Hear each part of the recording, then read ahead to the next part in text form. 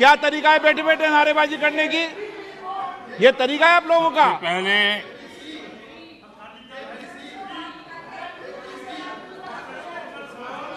देखिए माननीय सदस्य, मैं पुनः आपको चेतावनी दे रहा हूं, नहीं तो मुझे नेम करना पड़ेगा आपको।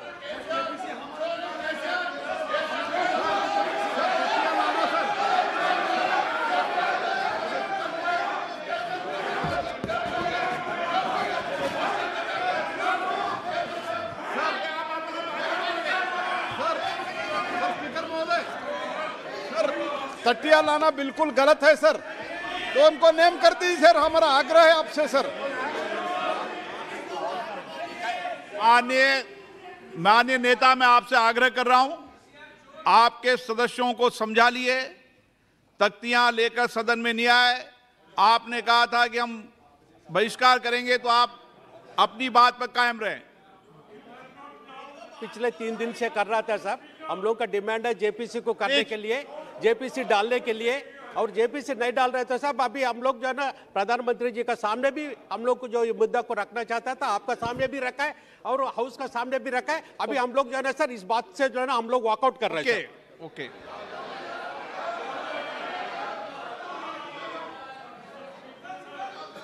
बैठ जाइए आप।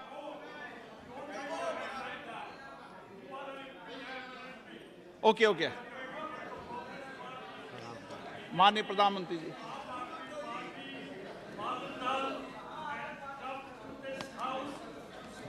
आदरणीय अध्यक्ष जी, पहले भी कई बार राष्ट्रपति जी के अभिभाषण पर धन्यवाद करने का अवसर मिला है।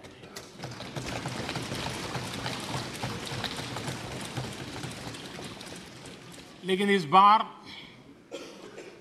मैं धन्यवाद के साथ साथ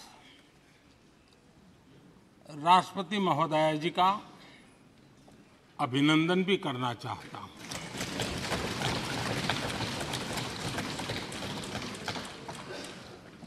अपने विजनरी भाषण में राष्ट्रपति जी ने हम सबको और करोड़ों देशवासियों को मार्गदर्शन किया है। गणतंत्र के मुखिया के रूप में उनकी उपस्थिति ऐतिहासिक भी है और देश की कोटि कोटि बहन बेटियों के लिए बहुत बड़ा प्रेरणा का अवसर भी। आदरणीय राष्ट्रपति महोदया ने आदिवासी समाज का गौरव तो बढ़ाया ही है, लेकिन आज आजादी के इतने सालों के बाद आदिवासी समाज में जो गौरव की अनुभूति हो रही है, उनका जो आत्मविश्वास बढ़ा है,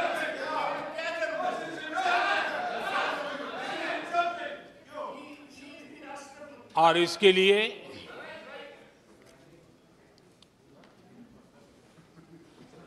ये सदन भी और देश भी उनका आभारी हूं। राष्ट्रपति जी के भाषण में संकल्प से सिद्धि तक की यात्रा का बहुत बढ़िया तरीके से एक खाका खींचा गया। एक प्रकार से देश को अकाउंट भी दिया गया, इंस्पिरेशन भी दिया गया।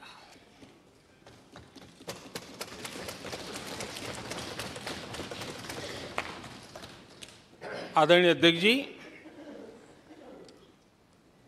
यहां पर सभी माननीय सदस्यों ने इस चर्चा में हिस्सा लिया। हर किसी ने अपने अपने आंकड़े दिए, अपने अपने तर्क दिए और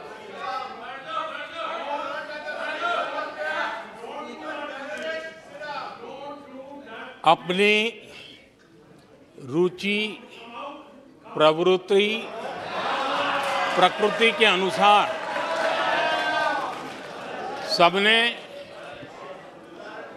अपनी बातें रखी और जब इन बातों को गौर से सुनते हैं, उसे समझने का जब प्रयास करते हैं, तो ये भी ध्यान में आता है कि किसकी कितनी क्षमता है, किसकी कितनी योग्यता है, किसकी कितनी समझ है और किसका क्या इरादा है। ये सारी बातें प्रकट होती ही हैं और देश भली भांति तरीके से उसका मूल्यांकन भी करता है। मैं चर्चा में शामिल सभी माननीय सदस्यों का हृदय से आभार व्यक्त करता हूं, लेकिन मैं देख रहा था कल कुछ लोगों के भाषण के बाद पूरा इकोसिस्टम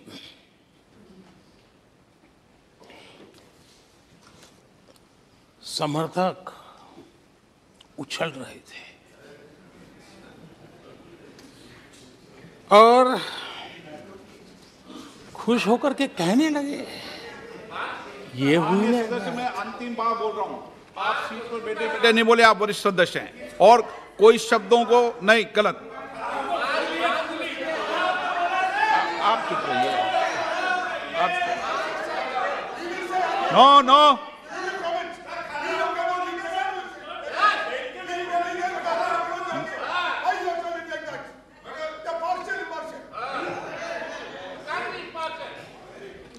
पूरा इकोसिस्टम उछल रहा था और कुछ लोग तो खुश होकर के कह रहे थे, ये हुई ना बात, बड़ा, शायद नींद भी अच्छी आई होगी, शायद आज उठ भी नहीं पाए होंगे।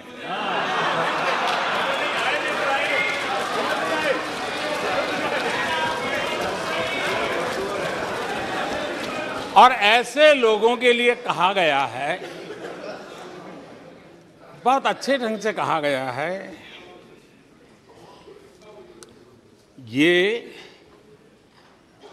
कह कह कर के हम, ये कह कह कर हम दिल को बहला रहे हैं, ये कह कह के हम दिल को बहला रहे हैं, वो अब चल चुके हैं, वो अब चल चुके हैं, वो अब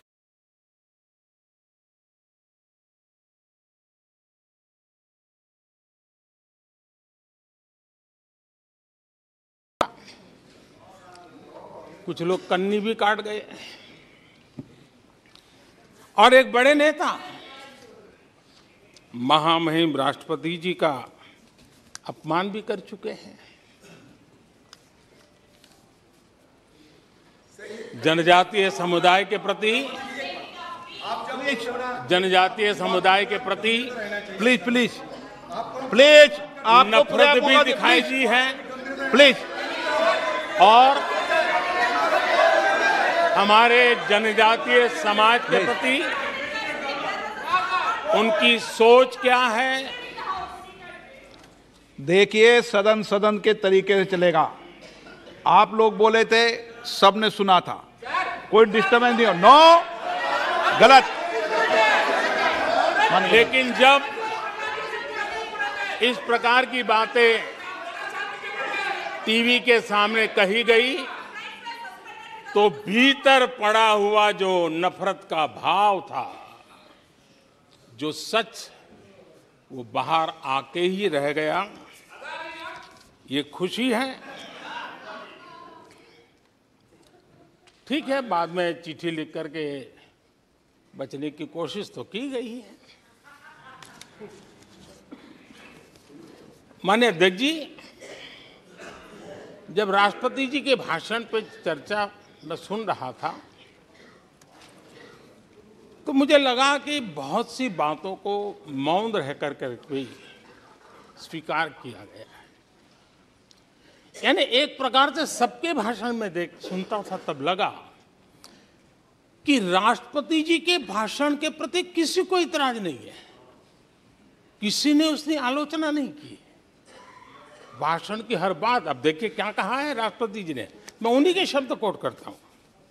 राष्ट्रपति जी ने अपने भाषण में कहा था, जो भारत कभी अपनी अधिकांश समस्याओं के समाधान के लिए दूसरों पर निर्भर था, वही आज दुनिया की समस्याओं के समाधान का माध्यम बन रहा है। राष्ट्रपति जी ने यह भी कहा था,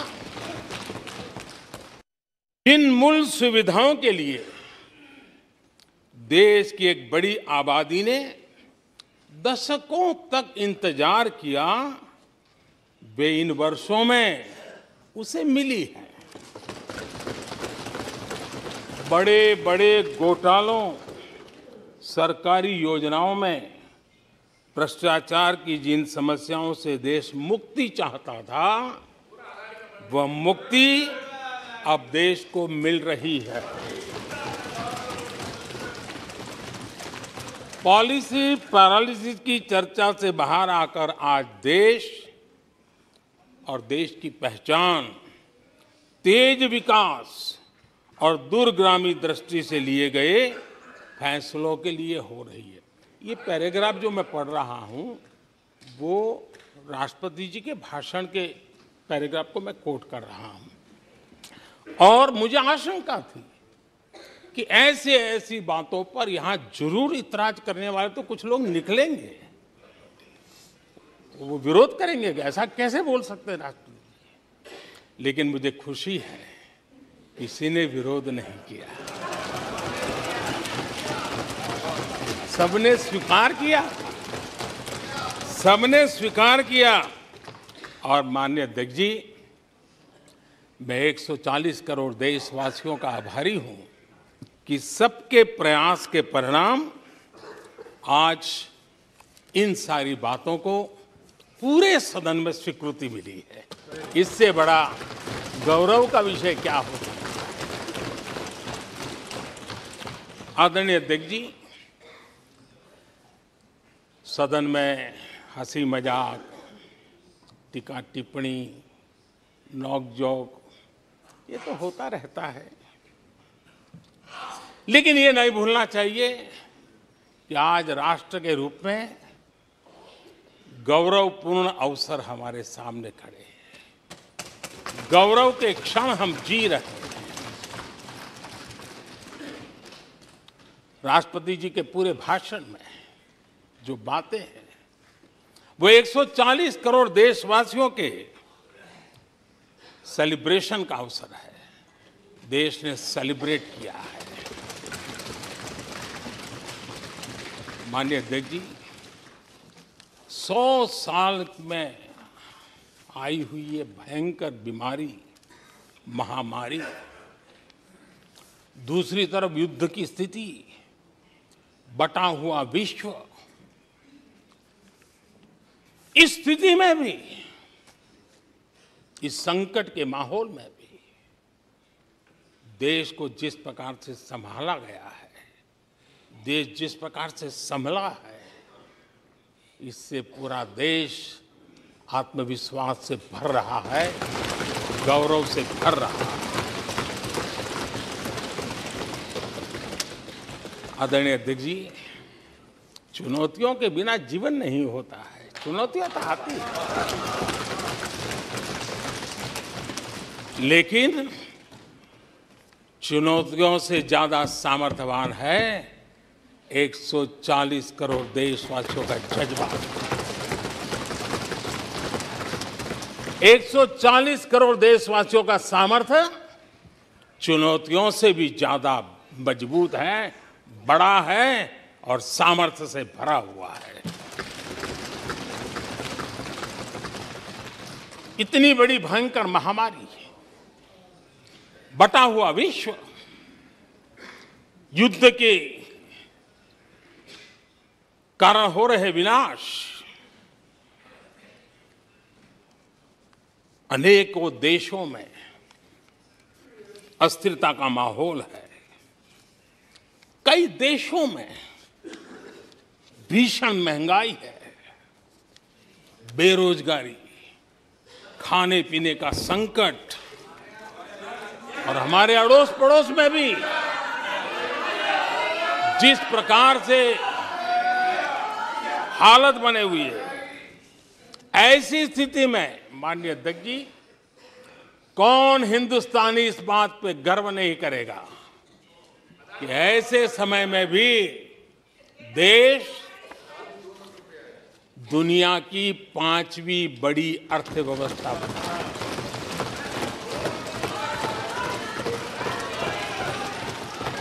आज पूरे विश्व में भारत को लेकर के पॉजिटिविटी है, एक आशा है, भरोसा है। और माननीय अध्यक्ष जी, ये भी खुशी की बात है कि आज भारत को विश्व के समृद्ध देश ऐसे G20 समूह की अध्यक्षता का अवसर भी मिला। ये देश के लिए गर्व की बात है। ये देश के लिए गर्व की बात है। 140 करोड़ देशवासियों के लिए गौरव की बात है।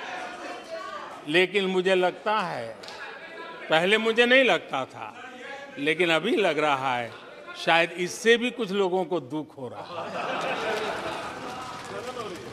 140 करोड़ देशवासियों में किसी को दुख नहीं हो सकता है।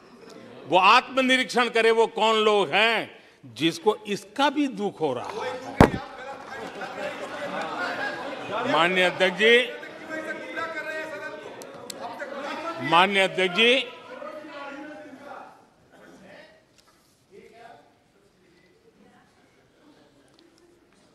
आज दुनिया की हर विश्वसनीय संस्था,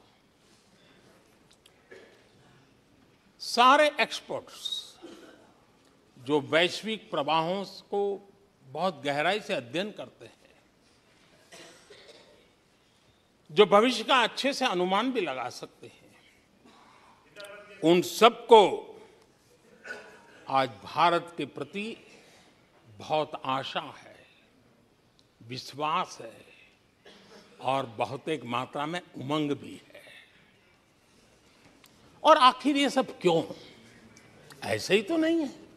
आज पूरी दुनिया भारत की तरफ इस प्रकार से बड़ी आशा की नजरों से क्यों देख रही है? इसके पीछे कारण है। इसका उत्तर छिपा है भारत में आई स्थिरता में, भारत की वैश्विक साख में, भारत के बढ़ते सामर्थ्य में और भारत में बन रही नई संभावनाओं में।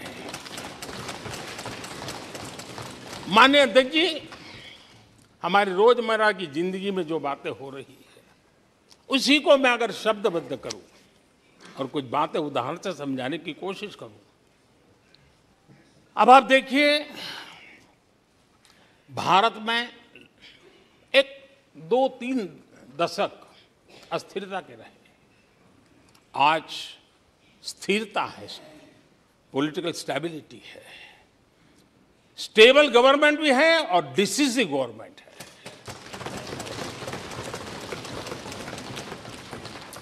और उसका भरोसा स्वाभाविक होता है। एक निर्णायक सरकार, एक पूर्ण बहुमत से चलने वाली सरकार,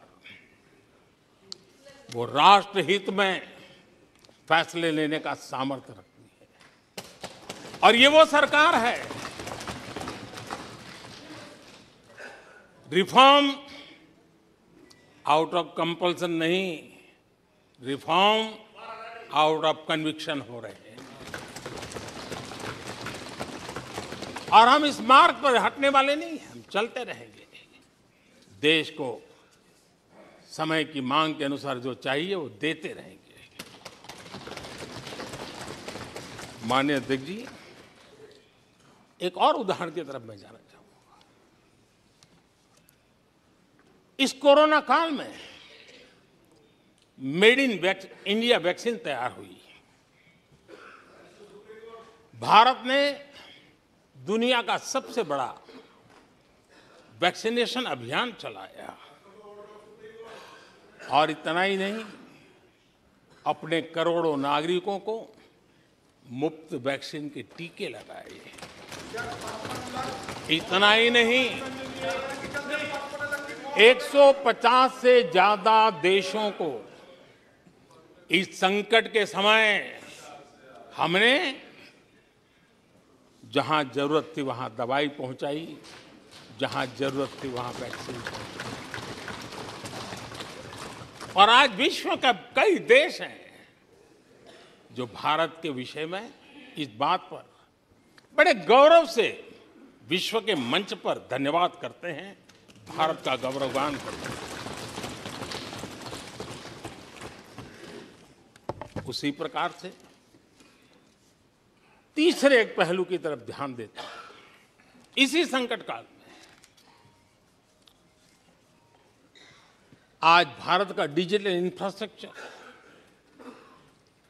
जिस तेजी से डिजिटल इंफ्रास्ट्रक्चर ने अपनी ताकत दिखाई है, एक आधुनिकता की तरफ बदलाव किया है, पूरा विश्व इसका अध्ययन कर रहा है। मैं पिछले दिनों G20 समिट में बाली में था। डिजिटल इंडिया की चारों तरफ वाहवाही हो रही थी और बहुत क्यूरियोसिटी थी कि देश कैसे कर रहा है।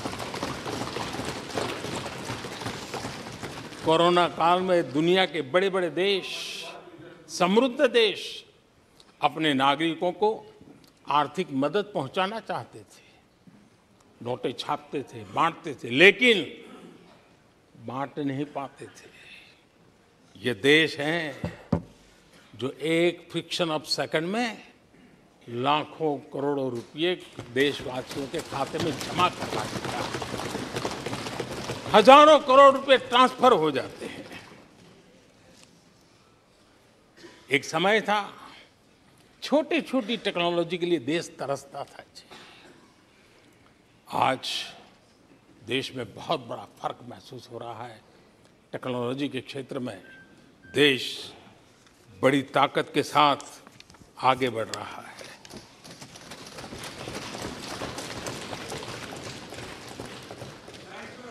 कोविन, दुनिया के लोग अपने वैक्सीनेशन का सर्टिफिकेट भी दे नहीं पाते जी।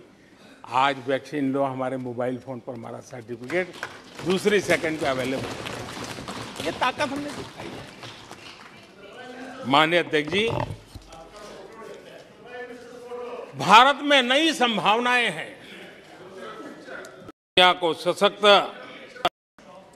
वैल्यू और सप्लाई चेन, उसमें आज पूरी दुनिया ने, कोरोना कालखंड ने सप्लाई चेन के मुद्दे पर दुनिया को हिला के रख दिया है।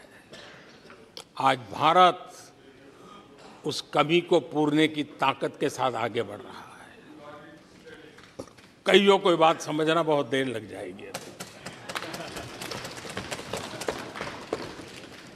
भारत आज इसी दिशा में एक मैन्युफैक्चरिंग हब के रूप में उभर रहा है और दुनिया भारत की समृद्धि में अपनी समृद्धि देख रही है। माननीय अध्यक्ष जी, निराशा में डूबे हुए कुछ लोग इस देश की प्रगति को स्वीकार ही नहीं कर पा रहे हैं। उन्हें भारत के लोगों की उपलब्धियां नहीं दिखती है। अरे 140 करोड़ देशवासियों के पुरुषार्थ और प्रयास का परिणाम है, जिसके कारण आज दुनिया में डंका बजना शुरू हुआ है। उन्हें भारत के लोगों के पुरुषार्थ और परिश्रम से प्राप्त उपलब्धियां उनको नजर नहीं आ रही हैं। माननीय अध्यक्ष जी, पिछले 9 वर्ष में भारत में 90,000 स्टार्टअप्स, और आज स्टार्टअप की दुनिया में हम दुनिया में तीसरे नंबर पर पहुंच चुके हैं।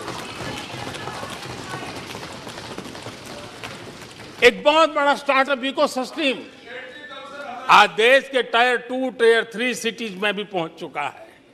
हिंदुस्तान के हर कोने में पहुंचा है। भारत के युवा सामर्थ्य की पहचान बनता जा रहा है। माननीय अध्यक्ष जी, इतने कम समय में और कोरोना के विकट कालखंड में 108 यूनिकॉर्न बने हैं, और एक यूनिकॉर्न का मतलब होता है उसकी वैल्यू 6-7 हजार करोड़ से ज्यादा होती है। ये देश के नौजवानों ने करके दिखाया। माननीय अध्यक्ष जी, आज भारत दुनिया में मोबाइल मैन्युफैक्चरिंग में दुनिया में दूसरा बड़ा देश बन गया है। घरेलू विमान यात्री, डोमेस्टिक एयर ट्रैफिक में आज विश्व में हम तीसरे नंबर पर पहुंच चुके हैं। एनर्जी कंजम्पशन प्रगति के एक मानदंड माना जाता है। आज भारत एनर्जी कंजम्पशन में दुनिया में एक कंज्यूमर के रूप में तीसरे नंबर पर हम पहुंच चुके हैं। रिन्यूएबल एनर्जी की कैपेसिटी में हम दुनिया में चौथे नंबर पर पहुंच चुके हैं। स्पोर्ट्स, कभी हमारी कोई पूछ नहीं होती थी, कोई पूछता नहीं था। आज स्पोर्ट्स की दुनिया में हर स्तर पर भारत के खिलाड़ी अपना रुतबा दिखा रहे हैं, अपना सामर्थ्य दिखा रहे हैं। एजुकेशन समेत हर क्षेत्र में आज भारत आगे बढ़ रहा है। पहली बार, माननीय अध्यक्ष जी, गर्व होगा, पहली बार हायर एजुकेशन में एनरोलमेंट वालों की संख्या 4 करोड़ से ज्यादा हो गई। इतना ही नहीं, बेटियों की भी भागीदारी बराबर होती जा रही है।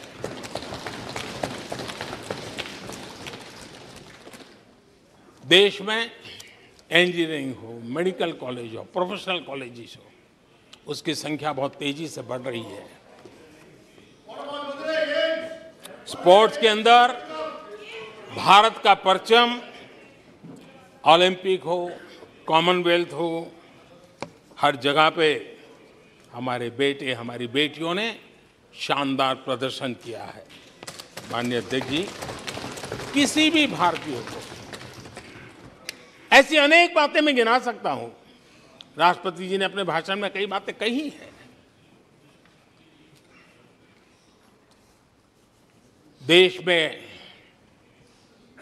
हर स्तर पर, हर क्षेत्र में, हर सोच में आशा ही आशा नजर आ रही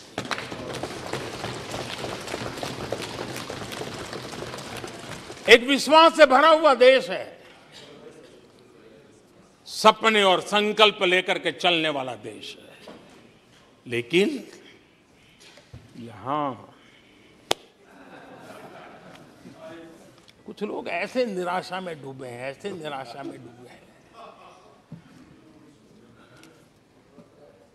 काका हाथरसी ने एक बड़ी मजेदार बात कही थी।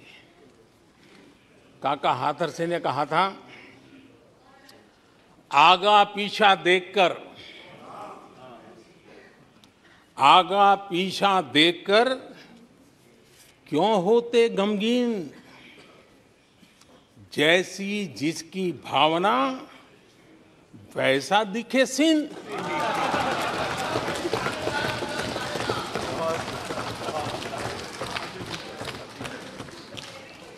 आदरणीय अध्यक्ष जी, आखिर ये निराशा भी ऐसे नहीं आई है। इसके पीछे कारण है। एक तो जनता का हुक्म, बार बार हुक्म, लेकिन साथ साथ इस निराशा के पीछे जो अंतर मन में पड़ी हुई चीज है, जो चैन से सोने नहीं देती है, और क्या है, पिछले 10 साल में 2014 के पहले 2004 से 14 भारत की अर्थव्यवस्था खस्ता हाल हो गई। निराशा नहीं होगी तो क्या होगा? 10 साल में महंगाई डबल डिजिट रही, महंगाई डबल डिजिट रही, और इसलिए कुछ अगर अच्छा होता है तो निराशा और उभर करके आती है। और जिन्होंने बेरोजगारी दूर करने के वादे किए थे, जिन्होंने बेरोजगारी दूर करने के वादे किए थे,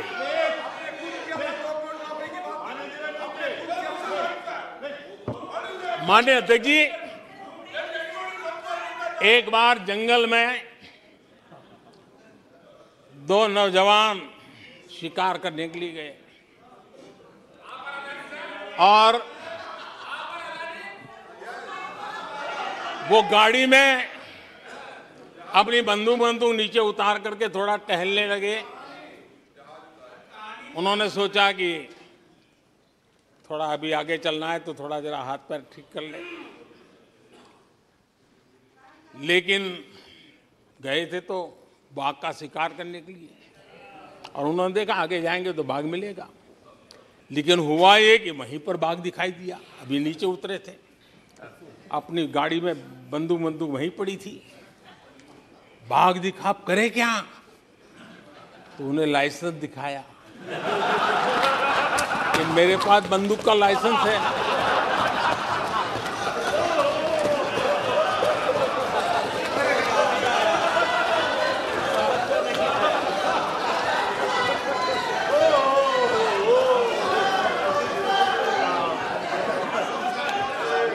इन्होंने भी बेरोजगारी दूर करने के नाम पर एक कानून दिखाया, कानून बना दिया है। अरे देखो, कानून बना दिया है। ये इनके तरीके से पल्ला झाड़ दिया। 4 से 14 आजादी के इतिहास में सबसे घोटालों का दशक रहा, सबसे घोटाला।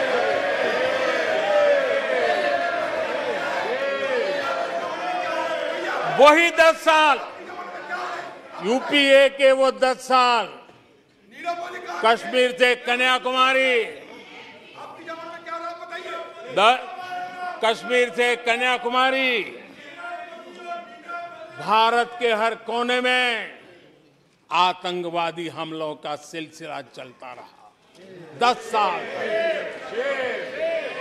हर नागरिक असुरक्षित था। चारों तरफ यही सूचना रहती थी कि कोई अनजानी चीज को हाथ मत लगाना, अनजानी चीज से दूर रहना, वही खबरें रहती थी। 10 साल में जम्मू कश्मीर से लेकर नॉर्थ ईस्ट तक हिंसा ही हिंसा देश का शिकार हो गया था। उस 10 साल में भारत की आवाज ग्लोबल प्लेटफॉर्म पर इतनी कमजोर थी कि दुनिया सुनने तक तैयार नहीं। आदरणीय अध्यक्ष जी, इनकी निराशा का कारण यह भी है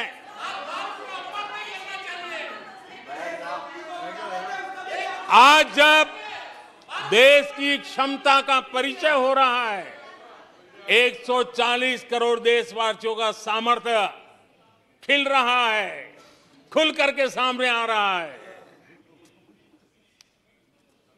लेकिन देश का सामर्थ्य तो पहले भी था, लेकिन 4 से लेकर 14 तक इन्होंने वो अवसर गंवा दिया। और यूपीए की पहचान बन गई, हर मौके को मुसीबत में पलट दिया, हर मौके को मुसीबत में पलट दिया। जब टेक्नोलॉजी इंफॉर्मेशन का युग बड़ी तेजी से बढ़ रहा था, उछल रहा था, उसी समय ये 2G में फंसे रहे,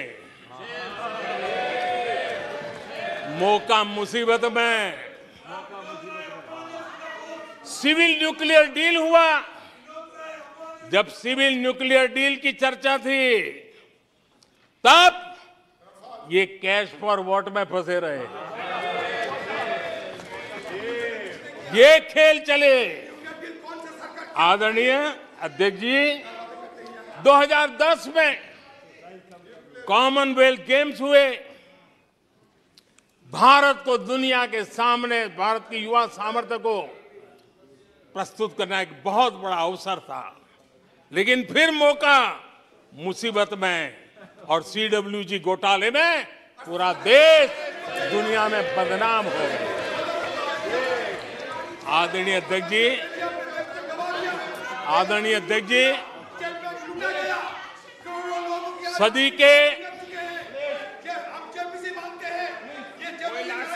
सदी के दूसरे दशक में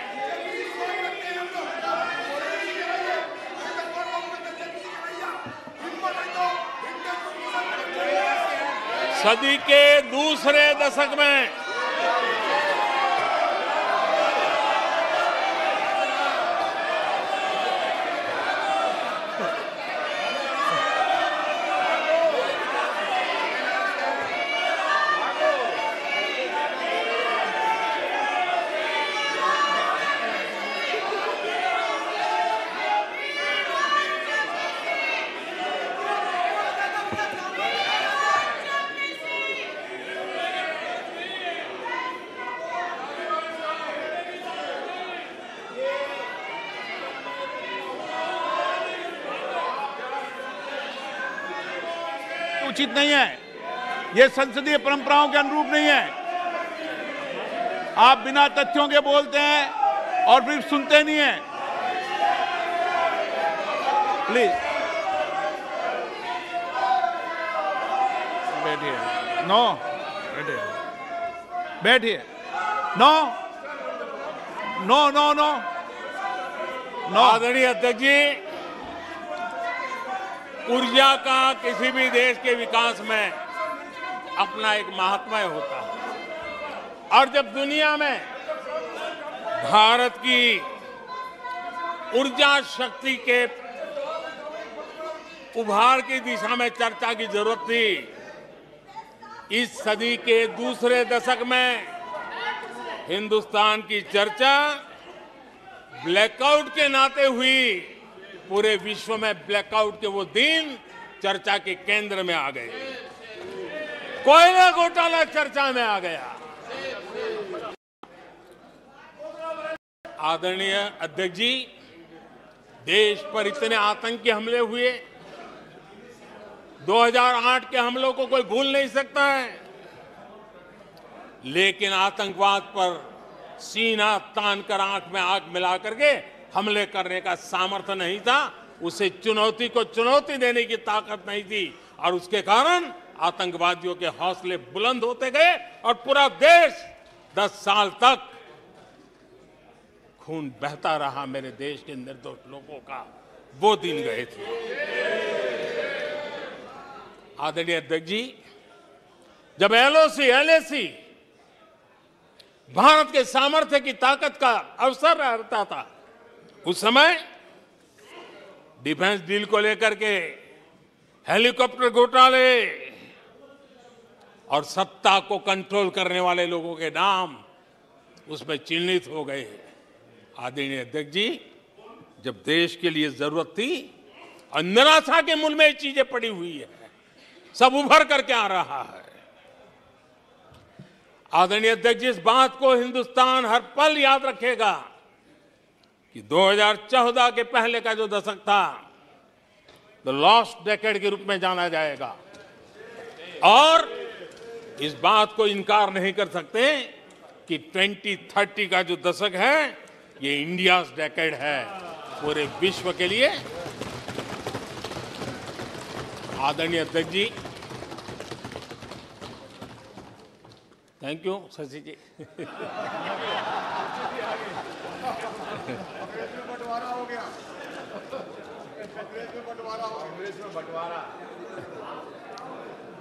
आदरणीय अध्यक्ष जी,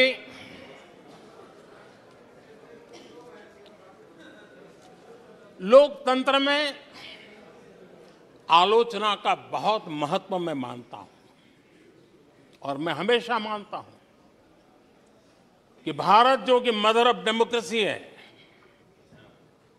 सदियों से हमारे यहां लोकतंत्र हमारी रगों में पनपा हुआ है और इसलिए मैं हमेशा मानता हूं कि आलोचना एक प्रकार से लोकतंत्र की मजबूती के लिए, लोकतंत्र के संवर्धन के लिए, लोकतंत्र के स्पिरिट के लिए आलोचना एक शुद्धि यज्ञ है। उस रूप में हम आलोचना को देखने वाले हैं। लेकिन दुर्भाग्य से बहुत दिनों से मैं इंतजार कर रहा हूं, कोई तो मेहनत करके आएगा, कोई तो एनालिसिस करके कोई आलोचना करेगा ताकि देश को कुछ लाभ हो। लेकिन 9 साल आलोचना ने आरोपों में गंवा दिए जिन्होंने, सिवाय आरोप, गाली गलौज, कुछ भी बोल दो, इसके सिवाय कुछ नहीं किया। गलत आरोप। और हाल ये चुनाव हार जाओ, ईवीएम खराब, दे दो गाली। चुनाव हार जाओ, चुनाव आयोग को गाली दे दो। क्या तरीका है? अगर कोर्ट में फैसला पक्ष में नहीं आया तो सुप्रीम कोर्ट को गाली दे दो, उसकी आलोचना कर दो। अगर भ्रष्टाचार की जांच हो रही है,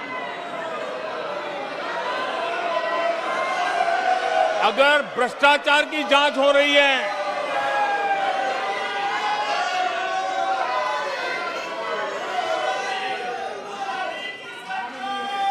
माननीय अध्यक्ष जी, अगर भ्रष्टाचार की जांच हो रही है तो जांच एजेंसियों को गाली दो।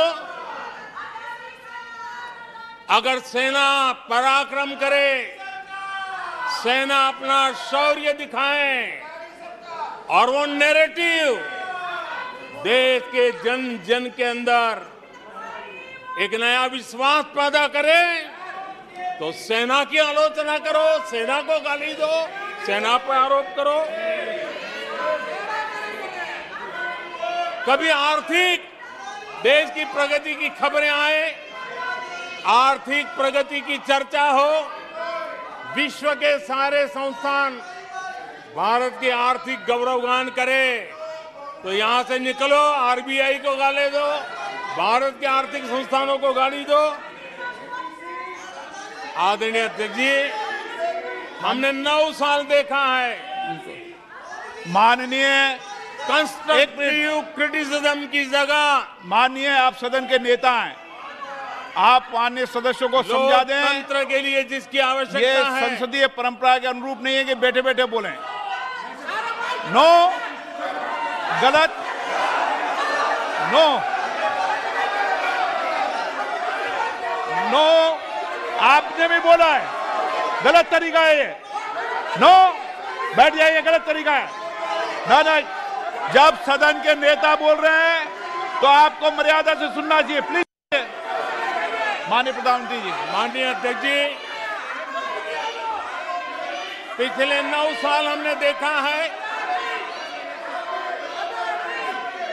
कुछ लोगों की बैंक्रप्सी को देखा है कि कंस्ट्रक्टिव क्रिटिसिज्म की जगह कंपल्सिव क्रिटिक्स ने ले ली है, और ये कंपल्सिव क्रिटिक्स इसी में डूबे हुए हैं, खोए हुए हैं। माननीय अध्यक्ष जी, सदन में भ्रष्टाचार की जांच करने वाली एजेंसियों के बारे में बहुत कुछ कहा गया और मैंने देखा कि बहुत सारे विपक्ष के लोग इस विषय में सूर मिला रहे थे। मिले मेरा तेरा सूर। आदरणीय अध्यक्ष जी, मुझे लगता था देश की जनता देश के चुनाव के नतीजे ऐसे लोगों को जरूर एक मंच पर लाएंगे, लेकिन वो तो हुआ नहीं। लेकिन इन लोगों ने ईडी का धन्यवाद करना चाहिए कि ईडी के कारण ये लोग एक मंच पे आए हैं। ईडी ने एक लोगों को एक मंच पर ला दिया है।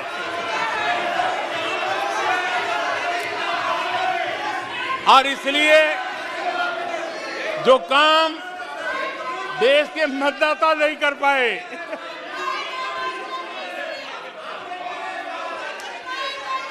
आदरणीय अध्यक्ष जी, मैं कई बार सुन रहा हूं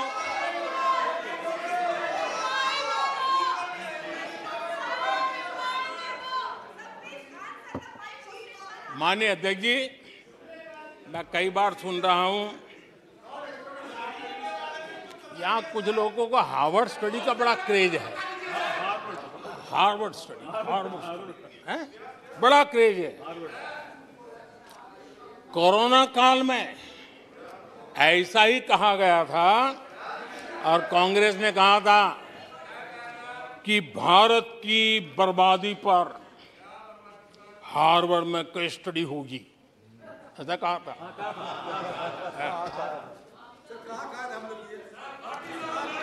और कल फिर सदन में हार्वर्ड यूनिवर्सिटी में स्टडी की बात कल फिर हुई। लेकिन माननीय अध्यक्ष जी, बीते वर्षों में माननीय अध्यक्ष जी, बीते वर्षों में हार्वर्ड में एक बहुत बढ़िया स्टडी हुई है, बहुत इंपॉर्टेंट स्टडी हुई है। और उस स्टडी है, उसका टॉपिक क्या था मैं जरूर सदन को बताना चाहूंगा। और ये स्टडी हो चुकी है। स्टडी है the rise and decline of India's Congress party. ये स्टडी हो चुका है और मुझे विश्वास है अध्यक्ष जी, मुझे विश्वास है भविष्य में कांग्रेस की बर्बादी पर सिर्फ हार्वर्ड नहीं, बड़े बड़े विश्वविद्यालयों में अध्ययन होना ही होना है और डुबाने वाले लोगों पर भी होने वाला है। आदरणीय अध्यक्ष जी, मैं ऐसे लोगों के लिए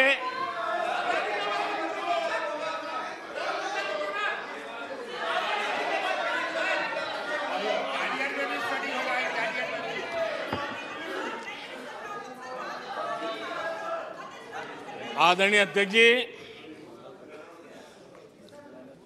इस प्रकार के लोगों के लिए दुष्यंत कुमार ने बहुत बढ़िया बात कही है और दुष्यंत कुमार ने जो कहा है बहुत फिट बैठता है। उन्होंने कहा है, तुम्हारे पांव के नीचे, तुम्हारे पांव के नीचे कोई जमीन नहीं, तुम्हारे पांव के नीचे कोई जमीन नहीं। कमाल ये है, कमाल ये है कि फिर भी तुम्हें यकीन नहीं।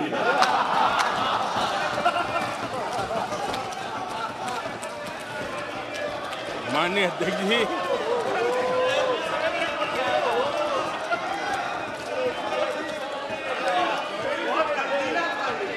आदरणीय अध्यक्ष जी, सुनो फिर। आदरणीय अध्यक्ष जी, ये लोग बिना सर पैर की बातें करने के आदी होने के कारण उनको ये भी याद नहीं रहता है कि वो खुद का कितना कॉन्ट्राडिक्शन कह सकते हैं। कभी एक बात, कभी दूसरी बात, कभी एक तरफ, कभी दूसरी तरफ। हो सकता है वो आत्मचिंतन करके खुद के अंदर जो विरोधाभास है उसको भी तो ठीक करेंगे। अब 2014 से ये लगातार कोस रहे हैं, हर मौके पर कोस रहे हैं, भारत कमजोर हो रहा है, भारत की कोई सुनने को तैयार नहीं है, भारत की दुनिया में कोई वजूद नहीं रहा, न जाने क्या क्या कहा। और अब क्या कह रहे हैं? अब कह रहे हैं कि भारत इतना मजबूत हो गया है कि दूसरे देशों को दबकाकर फैसले करवा रहा है।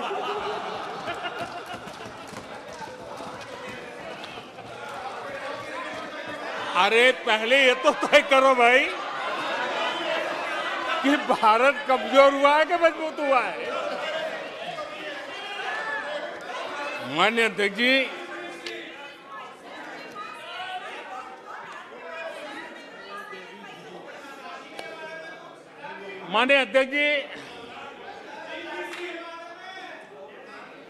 कोई भी जीवंत संगठन होता है, अगर एक जीवंत व्यवस्था होती है, जो जमीन से जुड़ी हुई व्यवस्था होती है, वे जनता जनार्दन में क्या चलता है लोगों के अंदर उसका चिंतन करता है, उससे कुछ सीखने की कोशिश करता है और अपनी राह भी समय रहते हुए बदलता रहता है। लेकिन जो अहंकार में डूबे होते हैं, जो बस सब कुछ हम ही को ज्ञान है, सब हमारा ये सही सही है, ऐसी जो सोच में जीते हैं, उनको लगता है कि मोदी को गाली दे करके ही हमारा रास्ता निकलेगा, मोदी पर झूठे अनाप शनाप कीचड़ उछाल करके ही रास्ता निकलेगा। अब 22 साल बीत गए, वो गलतफहमी पाल करके बैठे हुए हैं।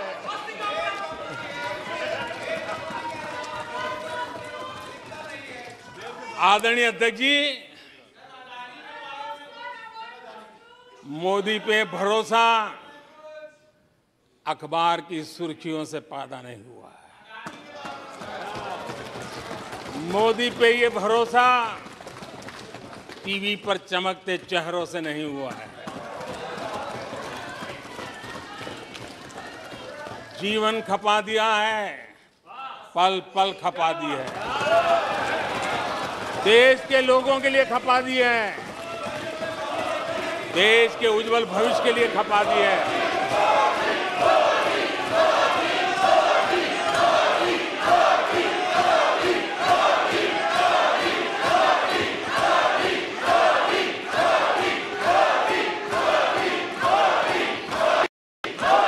आदरणीय अध्यक्ष जी,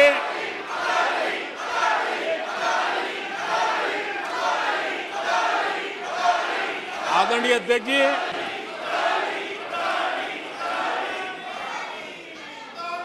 जो देशवासियों का मोदी पर भरोसा है,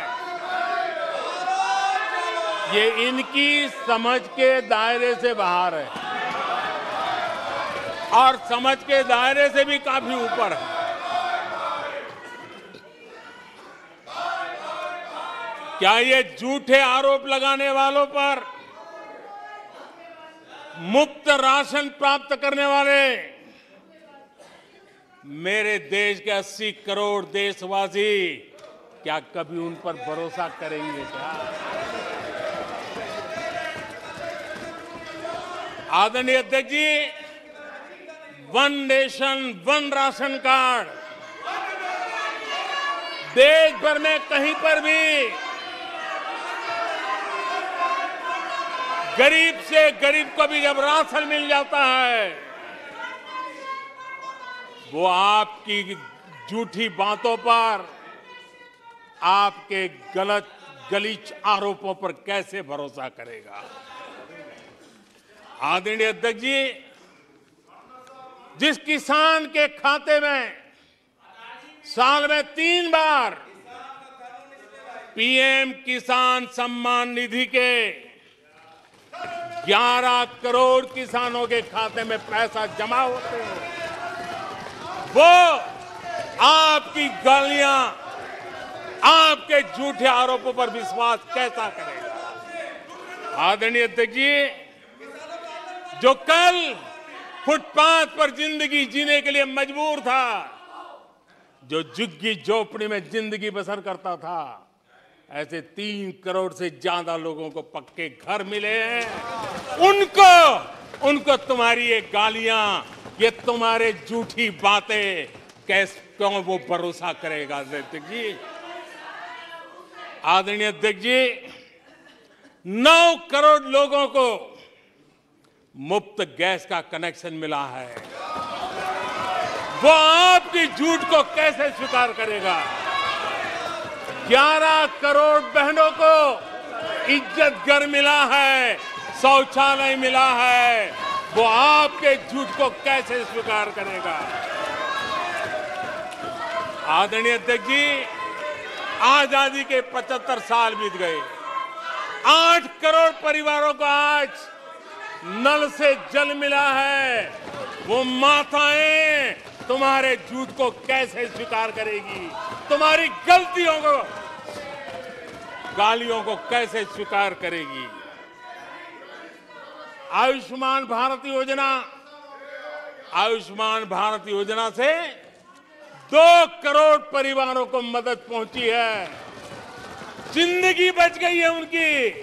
मुसीबत के समय मोदी काम आया है, तुम्हारी गालियां को वो कैसे स्वीकार करेगा? कैसे स्वीकार करेगा? आदरणीय अध्यक्ष जी, आपकी गालियां, आपके आरोपों को इन कोटि आदरणीय अध्यक्ष जी, आपकी गालियों को, आपके आरोपों को इन कोटि भारतीयों से होकर के गुजरना पड़ेगा, जिनको दशकों तक मुसीबतें में जिंदगी जीने के लिए तुमने मजबूर किया। आदरणीय अध्यक्ष जी, कुछ लोग अपने लिए, अपने परिवार के लिए बहुत कुछ तबाह करने पर लगे हुए हैं, अपने लिए, अपने परिवार के लिए जी रहे हैं। मोदी तो 25 करोड़ देशवासियों के परिवार का सदस्य है। आदरणीय अध्यक्ष जी, 140 करोड़ देशवासियों के आशीर्वाद, ये मेरा सबसे बड़ा सुरक्षा कवच है, और गालियों के शस्त्र से, झूठ के शस्त्रास्त्रों से इस सुरक्षा कवच को कभी तुम भेद नहीं सकते हो। वो विश्वास का सुरक्षा कवच है, और इन शस्त्रों से तुम कभी भेद नहीं सकते हो। आदरणीय अध्यक्ष जी,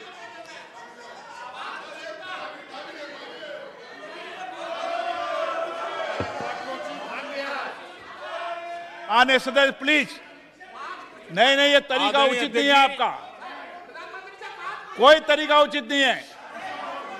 नो, इस तरीके से सदन नहीं चलेगा, मैं आपको बता देता हूं। नो, तरीका गलत है। बैठिए, बैठिए। क्या सदन है, संसद है? बैठकर टिप्पणी करते हैं। सदन के नेता बोलते हैं जब कुछ शांत रखा करो, मर्यादा रखा करो चीजों की।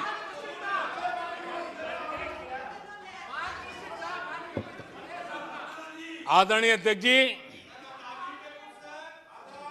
हमारी सरकार कुछ बातों के लिए प्रतिबद्ध है। समाज के वंचित वर्ग को वरीयता, उस संकल्प को लेकर के हम जी रहे हैं, उस संकल्प को लेकर के चल रहे हैं।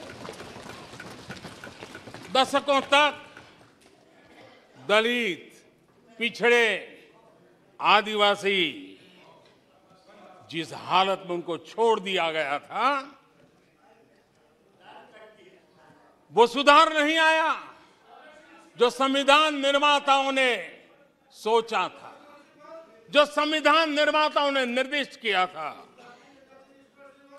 2014 के बाद गरीब कल्याण योजनाओं का सर्वाधिक लाभ मेरे इन्हीं परिवारों को मिला है।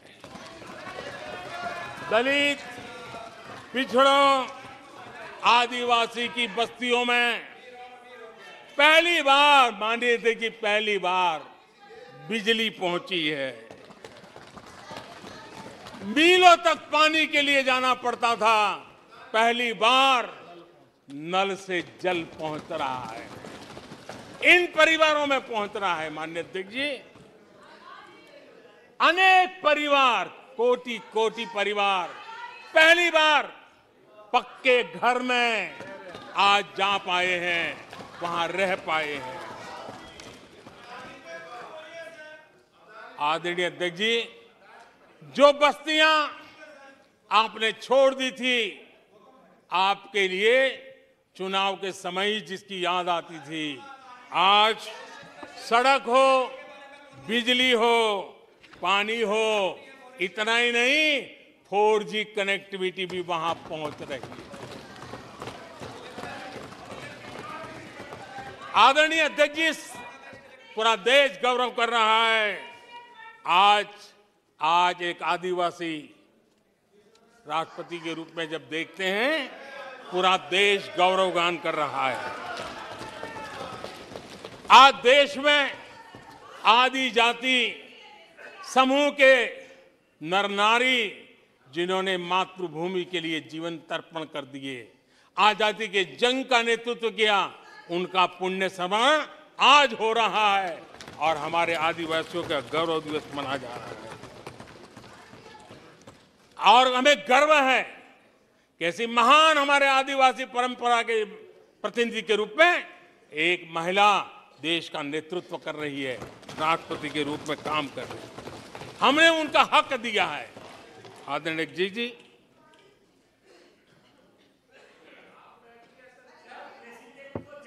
आदरणीय अध्यक्ष जी, हम पहली बार देख रहे हैं। एक बात ये भी सही है, हम सबका समान अनुभव है, सिर्फ मेरा ही ऐसा है ऐसा नहीं, आपका भी है। हम सब जानते हैं कि जब मां सशक्त होती है तो पूरा परिवार सशक्त होता है। जब मां सशक्त होती है तो परिवार सशक्त होता है, परिवार सशक्त होता है तो समाज सशक्त होता है, और तभी जाकर के देश सशक्त होता है। और मुझे संतोष है कि माताएं, बहनों, बेटियों को सबसे ज्यादा सेवा करने का सौभाग्य हमारी सरकार को मिला है। हर छोटी मुसीबत को दूर करने का प्रामाणिक पूर्वक प्रयास किया है। बड़ी संवेदनशीलता के साथ उस पर हमने ध्यान केंद्रित किया है। आदरणीय अध्यक्ष जी, कभी कभी मजाक उड़ाया जा रहा है, ऐसा कैसा प्रधानमंत्री है, लाल किले पर से टॉयलेट की बातें करता है, बड़ी मजाक उड़ाई गई। आदरणीय अध्यक्ष जी, ये टॉयलेट, ये इज्जतगार, इन मेरी माताओं बहनों की क्षमता, उनकी सुविधा, उनका सुरक्षा का सम्मान करने वाली बात। इतना ही नहीं मानिए अध्यक्ष जी, जब मैं सैनिटरी पैड की बात करता हूं तो लोगों को लगता है अरे प्रधानमंत्री ऐसे विजय में क्यों जाते हैं। माननीय अध्यक्ष जी, सैनिटरी पैड्स के अभाव में गरीब बहन बेटियों के अपमान सहती थी, बीमारियों का शिकार हो जाती थी। माताओं बहनों को धुएं में दिन के कई घंटे बिताने पड़ते थे, उनका जीवन धुएं फंसा रहता था, उसे मुक्ति दिलाने का काम उन गरीब माताओं बहनों को करने का सौभाग्य हमें मिला है। जिंदगी खप जाती थी, आधा समय पानी के लिए, आधा समय केरोसिन की लाइन के अंदर खपे रहते थे। आज उसे मुक्ति देने का संतोष, उन माताओं बहनों को मुक्ति देने का संतोष।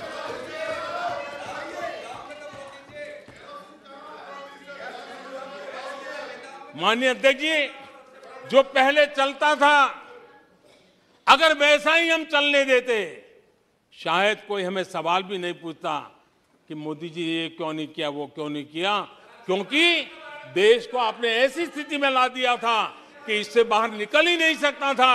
वैसी निराशा में देश को झोंक कर रखा हुआ था। हमने उज्ज्वला योजना से धुएं से मुक्ति दिलाई, जल जीवन से पानी दिया, बहनों के सशक्तिकरण के लिए काम किया। 9 करोड़ बहनों को सेल्फ हेल्प ग्रुप, स्वयं सहायता समूह से जोड़ना, माइनिंग से लेकर के डिफेंस तक, आज माताओं बहनों को, बेटियों को अवसर खोल दिए हैं। ये खोलने का काम हमारी सरकार ने किया है। आदरणीय अध्यक्ष जी, इस बात को हम याद करें, वोट बैंक की राजनीति ने देश के सामर्थ्य को कभी कभी बहुत बड़ा गहरा धक्का पहुंचाया है, और उसी का परिणाम है कि देश में जो होना चाहिए, जो समय पे होना चाहिए था, उसमें काफी देर हो गई।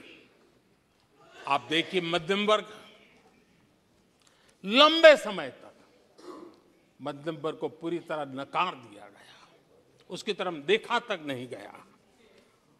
एक प्रकार से वो मान के चला कि हमारा कोई नहीं, अपने ही बलबूते पर जो हो सकता है करते चलो।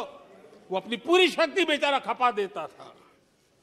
लेकिन हमारी सरकार, एनडीए सरकार ने मध्यम वर्ग की ईमानदारी को पहचाना है, उन्हें सुरक्षा प्रदान की है, और आज हमारा परिश्रमी मध्यम वर्ग देश को नई ऊंचाई पर ले जा रहा है। सरकार के विभिन्न योजनाओं से मध्यम वर्ग को कितना लाभ हुआ है, माननीय अध्यक्ष जी, मैं उदाहरण देता हूं। 2014 से पहले जीबी डेटा, क्योंकि आज युग बदल चुका है, ऑनलाइन दुनिया चल रही है, हर एक के हाथ में मोबाइल पड़ा हुआ है, कुछ लोगों के जेब फटे हुए हो तो भी मोबाइल तो होता ही है। आदरणीय अध्यक्ष जी, 2014 के पहले जीबी डेटा की कीमत 250 रुपया थी, आज सिर्फ 10 रुपया, आज सिर्फ 10 रुपया। आदरणीय अध्यक्ष जी, एवरेज हमारे देश में एक नागरिक एवरेज 20 जीबी का उपयोग।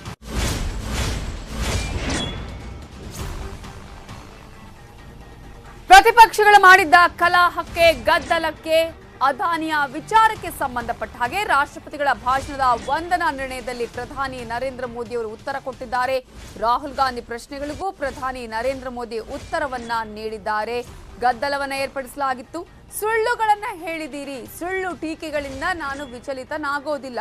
ಪ್ರಗತಿಯ ಪ್ರಾಮಾಣಿಕ ಫಲಾನುಭವಿಗಳಿಗೆ ಉತ್ತರವನ್ನ ಕೊಡ್ತಾರೆ.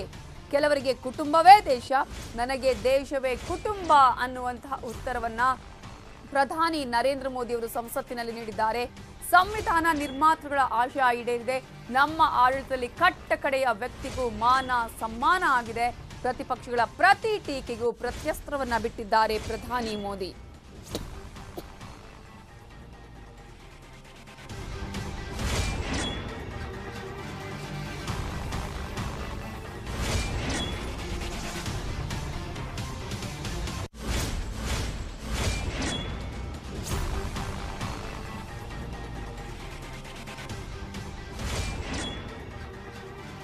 ಅದಾನಿ ವಿಚಾರಕ್ಕೆ ಸಂಬಂಧಪಟ್ಟ ಹಾಗೆ ಮೋದಿ ಮೌನವಾಗಿದ್ದಾರೆ ಅನ್ನುವಂತಹ ವಿಚಾರಕ್ಕೆ ಹೇಳಲಾಗಿತ್ತು. ಅದರ ಜೊತೆಗೆ ಪ್ರಧಾನಿ ನರೇಂದ್ರ ಮೋದಿ ಅವರು ಉತ್ತರವನ್ನ ಕೊಡಬೇಕು ಅಂತ ಹೇಳಿ ಗದ್ದಲವನ್ನ ಏರ್ಪಡಿಸಿದ್ವು ಪ್ರತಿಪಕ್ಷಗಳು. ಆದರೆ ಪ್ರಧಾನಿ ನರೇಂದ್ರ ಮೋದಿ ಅವರು ರಾಹುಲ್ ಗಾಂಧಿ ಹೇಳಿದಂತಹ ಹೇಳಿಕೆಗೆ, ಪ್ರತಿಪಕ್ಷಗಳು ಎಬ್ಬಿಸಿದ ಗದ್ದಲಕ್ಕೆ ಪ್ರತಿಯೊಂದಕ್ಕೂ ಉತ್ತರವನ್ನ ಕೊಟ್ಟಿದ್ದಾರೆ. ದೇಶಕ್ಕಾಗಿ ನಮ್ಮ ಸಂಕಲ್ಪ ಕೆಲವರ ಅಂದಾಜಿಗೂ ಮೀರಿದ್ದು. ನಕಾರಾತ್ಮಕ ಟೀಕೆಗಳು ದೇಶಕ್ಕೆ ಶೋಭೆಯಲ್ಲ. ಟೀಕೆ ಮಾಡಬೇಕು, ಅದು ಸಕಾರಾತ್ಮಕವಾಗಿರಬೇಕು. ಪ್ರತಿ ಪ್ರಾಮಾಣಿಕ ಕೆಲಸಕ್ಕೂ ಟೀಕೆ ಸರಿಯಲ್ಲ ಅನ್ನುವ ಮಾತನ್ನ ಪ್ರಧಾನಿ ನರೇಂದ್ರ ಮೋದಿ ಹೇಳಿದ್ದಾರೆ. ಟೀಕೆಯನ್ನ ಎಂದೂ ವಿರೋಧಿಸಿಲ್ಲ ಅನ್ನೋದನ್ನು ಇದೇ ಸಂದರ್ಭದಲ್ಲಿ ಹೇಳಿದರು.